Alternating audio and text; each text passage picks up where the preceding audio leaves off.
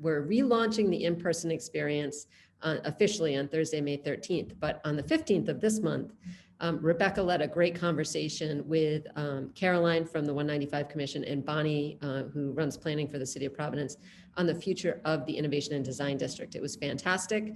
It gave us a chance to learn what we need to tweak as far as our AV for those that tune in virtually. We're very excited to kick that off. 4 to 5 will be in-person networking in our district hall space starting Thursday, May 13th, and then 5 to 6 will move into our event space for that new curated conversation series called The Future Of. So Amy and I have been working diligently on more great conversationalists like Rebecca and Bonnie and Caroline, and lining up great topics. So more to come in emails and social and whatnot. So lots of amazing people here today. I love our community. I love seeing your faces. Melissa Withers, you and I usually see each other on Twitter, right? I think that's most of the time where we catch up. So for those of you who don't know, Melissa Withers, the Nerd Whisperer, right? What do you, isn't that your old title? Isn't that what you call yourself? Yeah, you can find that on my LinkedIn profile. That's a true story. So.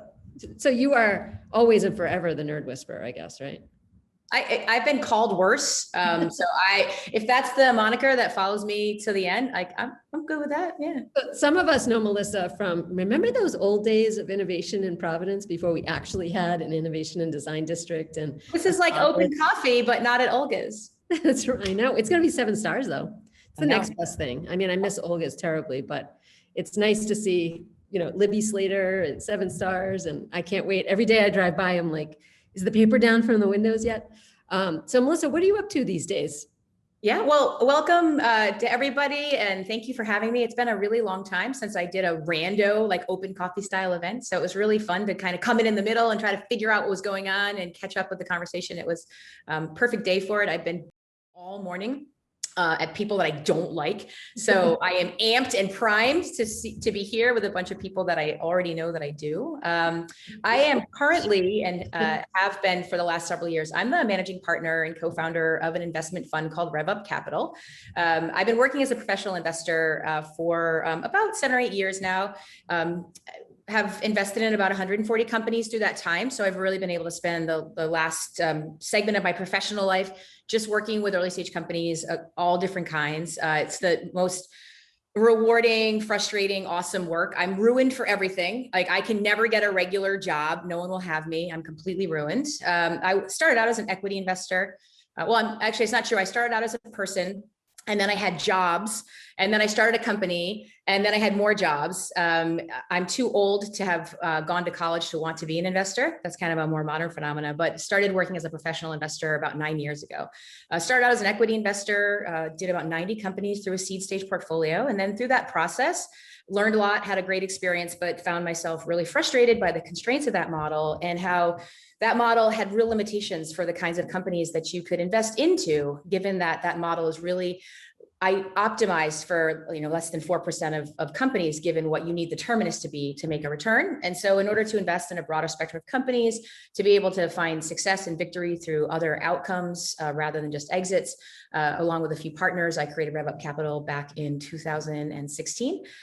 Which we're geo-agnostic. We invest all over the United States, but rather than use an equity model, we use a revenue-based model, wherein companies return value to the fund through revenue growth over time, rather than by taking an ownership stake in that company.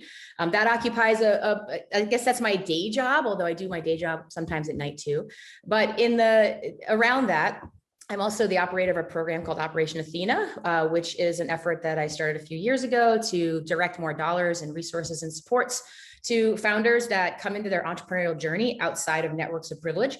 I focus a lot on women and people of color, but also there are men in that group who, like me, were the first people in their families to go to college, grew up without having a lot of accidental contacts to resources, and really benefit from being around people who have that similar experience.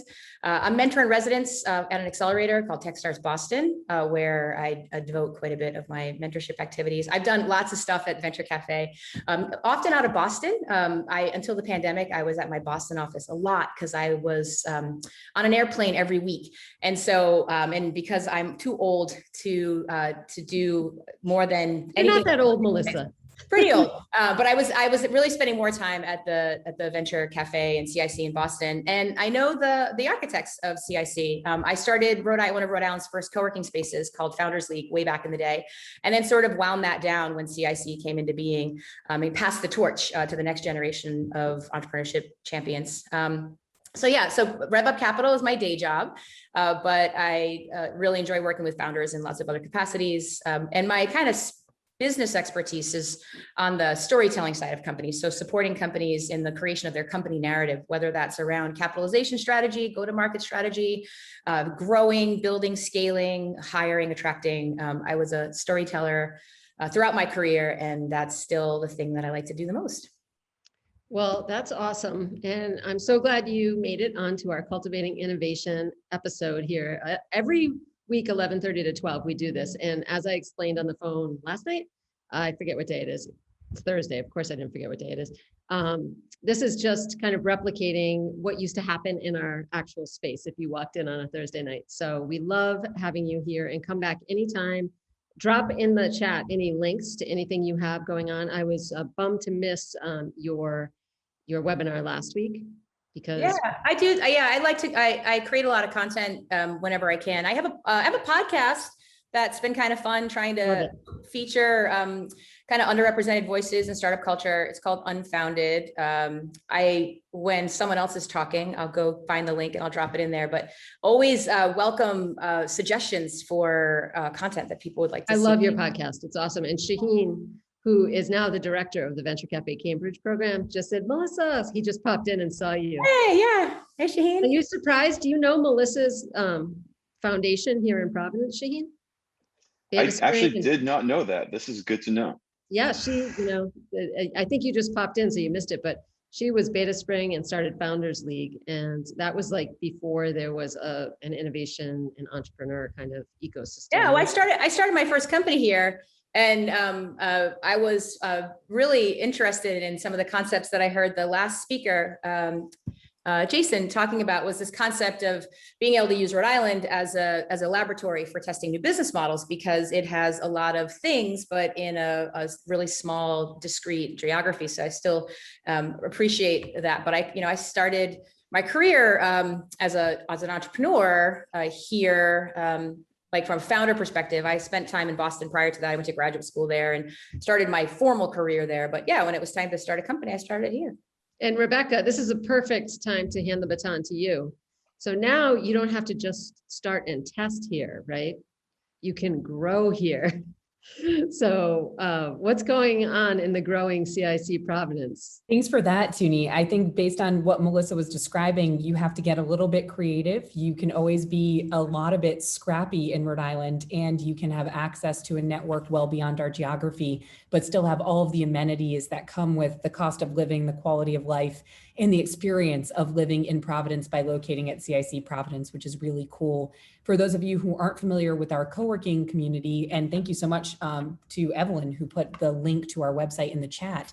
Our community is home to almost 100 distinct companies who operate in myriad sectors and really different stages of development and different stages of desire to engage with customers, with clients, with prospects, and with our team, which provides all the infrastructure overhead that makes your company go and makes your company grow. So we're really excited to report that we're back to almost 70% of the occupancy levels that we had before COVID. And we're getting a ton more requests from our clients for new membership, for new employees that they're adding to their rosters. So the halls are definitely getting busier. Tuni, you're right. We were actually anticipating a not so formal, but still really fun ribbon cutting for our third floor terrace today. Unfortunately, you see the weather behind me is precluding that from happening. So we will postpone, but we've got a lot more safe and exciting events coming to bear, whether it's hybrid events like Tuni described that feature cool speakers, or bringing other resources to our community. So we're really grateful that our longtime clients have stuck with us, really excited for the new clients who are adding to our ranks every day, and look forward to welcoming all of you for a tour when you feel safe and you're ready for it. Yeah, we're giving lots of tours, as I mentioned when we started, and really welcome you to come in. We have a bunch of people in the free public lounge here. Anytime you're in Providence and you want to come by, ping Rebecca, myself, Jordan, Colleen, any of us, and we'd be happy to schedule a tour. And you're always welcome to pop into our free public lounges on the first or second floor. It's a great place to work. I was psyched to don my umbrella, my PBS Masterpiece umbrella, by the way, Jim Leach. Walk the few steps from the new parking garage over here and then snuggle into our awesome space. Yet, like, we can see all these beautiful views of Providence. It's kind of exciting. There's so many people I want to call on here from our ecosystem. So Michael English from Microsoft TEALS. Can you talk a little bit about that program? It's so awesome. Amy and I are huge supporters and would love to hear what you are up to. Yeah, thanks so much for having me. And it's been awesome to be a part of these meetings. It's so exciting to hear all the great things going on in the Providence innovation space. So just a little bit about the TEALS program. So I think last week we talked a lot about education and its role in the opening up the opportunities in the innovation economy that we're all part of for students that might not have access. So that's really our big programmatic goal, and the way that we do that is we take industry professionals in tech, and not necessarily just software engineers, but anybody that has a relationship with technology and developing products. And we place them with high school teachers that are looking to start up computer science courses at their high schools. So we work with a number of high schools in Rhode Island, as well as Massachusetts and the rest of New England. So wherever you may be, or folks that you work with, maybe there's a lot of schools in the area that need support. And those volunteers support schools 46 hours a week, just pop into class 2 or 3 times a week to work with teachers and students and help them. Really, the goal is to help teachers build capacity to teach computer science, going from, maybe have never taught computer science on their own before or at all, to a fully independent computer science teacher for, years to come after we kind of graduate them through the program. We need to introduce, Michael, do you know Creosa, who is the new executive director of Tech Collective? I don't believe so, no. Oh, we definitely will connect you with Creosa. We have so many amazing members in I'm on the board of Tech Collective. That's why I say we. Oh, great. And it's, important to have a strong tech hub, which Kino and I are committed to help build. We're both on the board. But I think that we could probably pull from our member base, right, Kino? Absolutely. Yeah. Absolutely. And actually, I think so. Some Tech Collective members are currently doing things like that. Yeah. Yeah, we've had a lot of. I know in the past when my lead, Andrea Russo, who some folks may know, she had worked in Rhode Island before for a number of years, and the program's been in Rhode Island for a while, and we work pretty closely with the Department of Ed to do a lot of the growth, especially with the current grant they have to expand CS. We're one of the major partners with them. So, it's been great to see the support in Rhode Island for years on end. And, hopefully that, with our contribution to high school, we can continue to grow, the innovation and tech economy. And my favorite hashtag, Michael, is Together We Are Stronger. So it's great to have such a strong community and ecosystem. And by what Melissa and Jason just said, it doesn't matter if you still live here or not. We just have such a great community. Thank you so much for being on. Yeah, absolutely. Come back. Thank you and feel free to drop in the chat any links that, or your contact information if anybody. Yeah. I have to call, speaking of education, the small business doctor, who also happens to be a professor at Bryant, is on, and he introduced me to he's mentoring one of his amazing students, Tess. And so we have someone graduating from Bryant who is a gem, right, Ed? You're muted, by the way, which is shocking, right? We can't hear you. We have several, yes, indeed. And as a matter of fact, through this platform, Carlene Fonseca, is that correct? I say Fonseca. She actually worked with 2 of our teams in support of her startup business. And they are now at the end of the semester. She reports it went very, very well. That's awesome. Really fantastic news. Yeah. I had the pleasure of having a Zoom meeting with Tess, and I adore her. I just fell in love right away. She's so smart. Love the way, she's thinking in the macro and the micro. Yeah, Tess is a former student of mine. She's currently in the MBA program at Bryant. And Yeah, Tuni, she is an amazing gal. I mean, if this is a representation of what's coming up, the rest of us can not sit back, but we can rest easier knowing that we're going to be followed by and assisted by incredible young folks. So it's a good thing. And that is the perfect segue for me to thank Evelyn Alejandro, who has been our intern in a very special internship that I had been thinking about for years and was finally able. It's not an internship that's easily replicable. Evelyn is graduating from Salve, double major, double minor. She has an amazing heart. She's service oriented, and we are so lucky that you came into our lives and our team and our organization, Evelyn, and you've added so much. You just step in, you're curious. You did a series. She had some flexibility with this internship.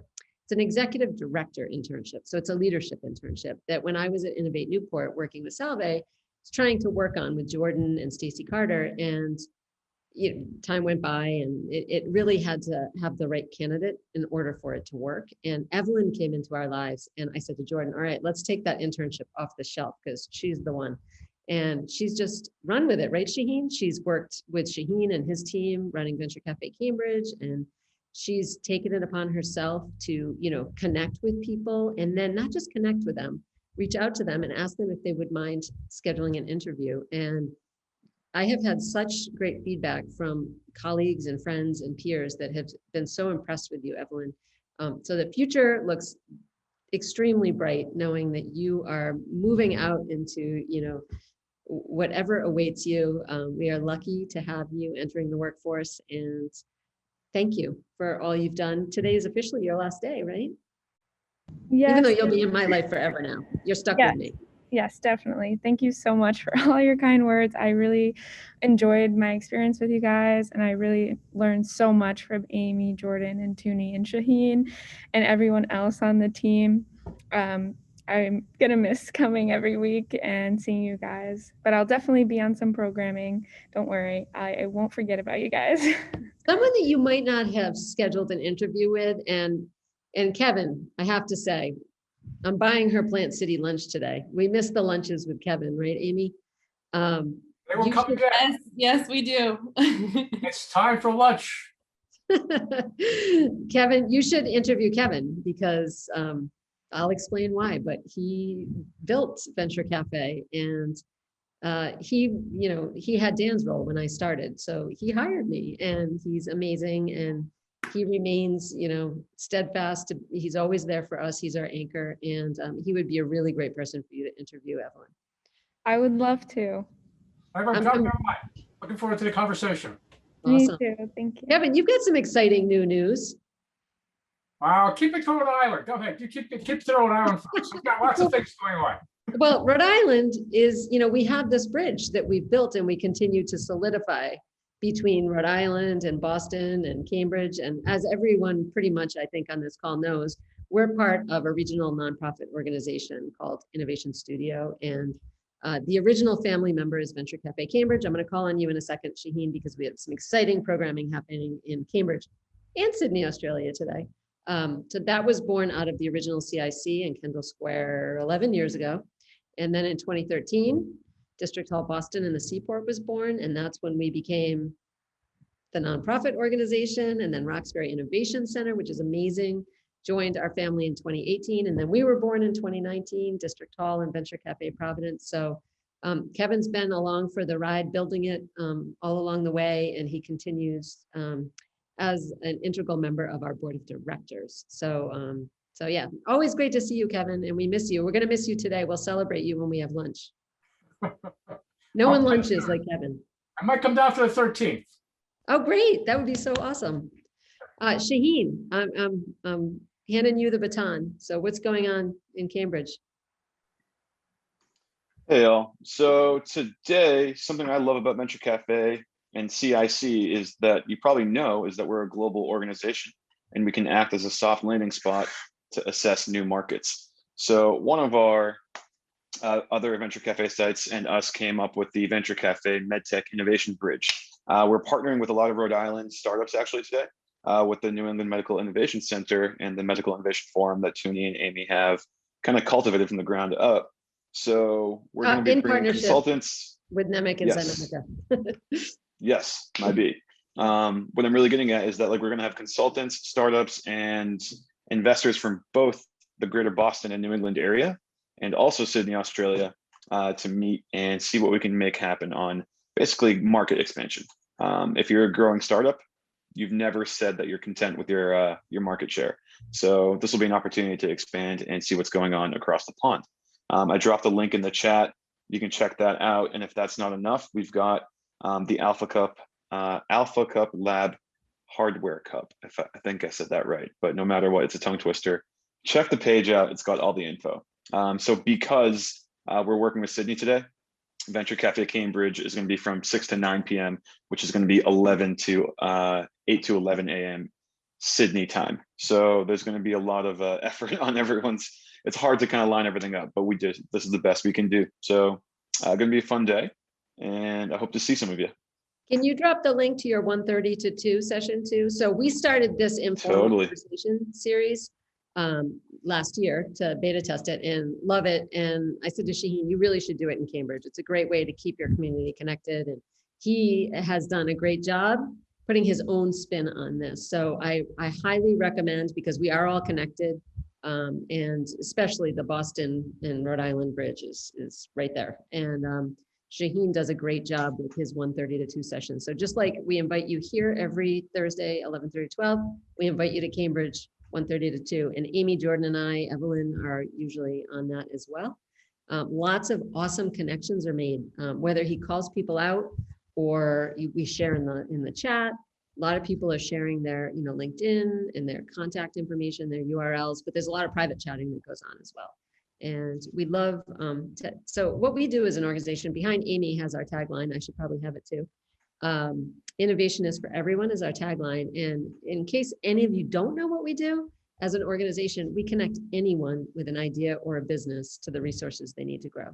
And we do that through our programming and our spaces, whether they're in person, virtual, hybrid, whether it's offering, free space to work in our public lounge, introducing them to Rebecca and Colleen and the CIC team, introducing them to RiHub and those programs, whether it's offering them visibility, Jarbly you, by inviting them onto one of our sessions. So just in case any of you wonder, that's what we do. And we all love to connect anyone to the resources they need to grow, whether it's Melissa at RevUp or did you have a chance, Melissa, to drop the link to your podcast? Because it really is awesome. It's very engaging. It's full of important information, but Melissa puts the Melissa twist on it. So it's Sure did. Awesome. Self-promotion, shamelessly, the link is in there. Awesome. So I guess we only have 4 minutes left. Amy, I need to call you out and you can talk about our last session of the day today. The silver lining in the virtual space is we can be a little more flexible, like Shaheen's doing with Sydney today and like we're doing today. Yeah, today's a little weird. We are going to actually take a break from 12 to 12:45, and we have another session at 12:45 that is all about the 10,000 Small Business Program. So we do hope you'll be able to join us again. But next week, May 6th, really looking forward to our next Food Innovation Day, I should say. And it's in partnership with the Greater Providence Chamber of Commerce Innovation Committee. And lots of really great content going on. We're going to learn from Project Pasta, who will be our startup story. We have 3 really key leaders in food innovation who are new to Rhode Island coming on to talk about the talk on the food innovation panel at noon. And so I hope you guys will be able to join us there. Can you just shout out to who they are? Because some people might not know that we have these new rock stars from the food scene in Rhode Island. Absolutely, but I am going to potentially kill their names a little bit. So first we have Julianne Stelmazik from Rhode Island Commerce. She is the new Rhode Island food czar, as you might say. Patrick Bauer, who's with the University of Rhode Island, and then Jason Evans, who's the new Dean of College of Food Innovation and Technology, at Johnson & Wales. So we're really looking forward to kind of connecting all these 3 great minds. And that panel will actually be moderated by Lori White of the Greater Providence Chamber of Commerce. So it's going to be good. Lori is such a fantastic moderator.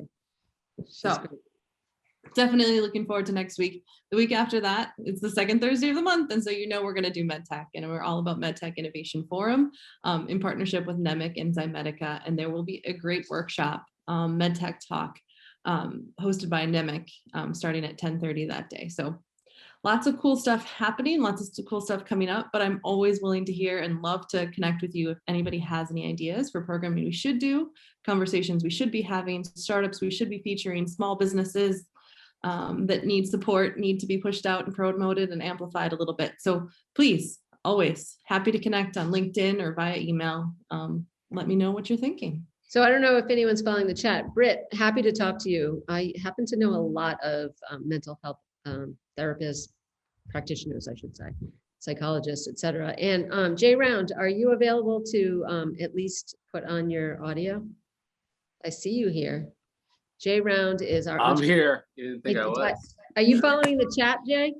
Yeah, no, I don't have the chat open. I'm sorry. All right, Britt, I'm not sure if you've connected with Jay yet, but we'll connect you.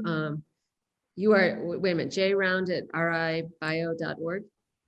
At ri-bio.org. So, but it's your full name, right? Complex. You can find me if you just do a quick Google. I'll pop up on all of that stuff. But yeah, so food tech is something I would love to see life science kind of encapsulate. Food tech's been kind of bleeding over from more of the consumer product into the life science technology space. And there's a lot of healthcare biotechs that can reposition themselves to develop what is a gigantic market. So anyone that wants to discuss that, I'm available, because there's a lot of excitement going on and I'd hate to miss out on it. So Jason, yeah, FountainHeadRI, we should make sure Britt has that link to connect to the next. Do you want to explain the next FountainHeadRI event?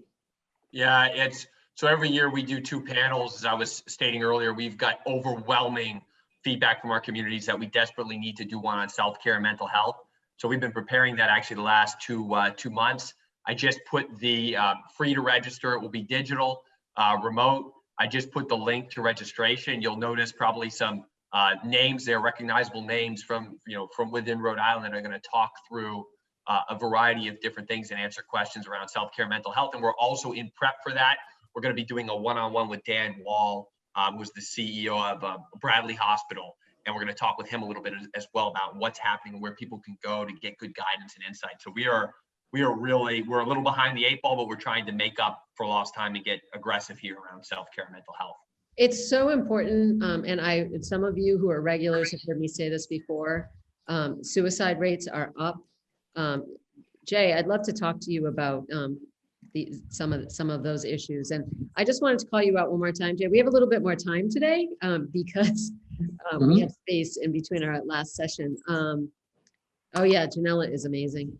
Jay has started this cool new network. It's the Rhode Island Clinician-Entrepreneur Network. Yes. Yeah. And we're hoping to attract a little more engagement. There's never too much to have from the Rhode Island Hospital network of clinicians that have access to patients and that might be interested in learning a bit about how entrepreneurial pursuits get spun out in finance. A lot of these clinicians are either accessing patients that are very critical for clinical development, or they have technologies themselves in their own labs that they might want to spin out. And the best way to get that done is to talk about it and put it in context with some of the recent financings that you see up in Cambridge, primarily in California, and learning about what the market likes and getting introduced to some of the startups that are already formed here in Rhode Island, and hopefully finding a complementary pairing so that the technology meets the clinical expertise that it requires to progress. It's the exact, Britt. I'm headed downstairs as soon as I hang up from this to share some information with you. But that's like exactly what Britt is looking for in the startup. Yeah, and we've got a landing page somewhere on the RI Bio website. When is our next event, Jay? When is the next event? Amy might know. We should talk about that. I don't know. Yeah. May 13th. What is it? Oh, right. May 13th. I'll be here. Jay, Okay. I owe you I might that. leave the house May 13th, right? Is that the You plan? did last You want me Thursday. To make an appearance in public. Okay. Well, Yeah. maybe I'll shave. I don't know. Oh, that's awesome. All right. Well, it is past noon, and greatly appreciate our community. That's our differentiator here in Rhode Island. I always talk about it. My favorite quote on Nin: "I must be a mermaid, for I have no fear of depth and a great fear of shallow living." And to me, that doesn't just explain like who I am, and it explains Rhode Island, right? It's all about the depth of the connections. We get things done because we're connected, and we like each other for the most part. So it's that really helps. So thank you for being a part of our amazing ecosystem and community. And it's so nice to see your faces, even if it's just in the square.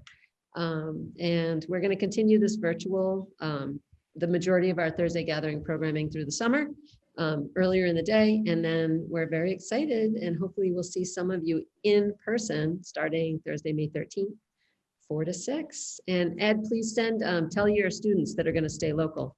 Love to see more students participating in those networking and getting, building their networks. They are being encouraged, believe me. And I'd love to schedule, we can start talking about this for the summer and next semester. I'd love to schedule tours of CIC, our building, and introducing them to, Annette from RiHub and Rebecca from CIC. And so let's start talking about that. Field trips are important. Great stuff, Tuni. Okay, awesome.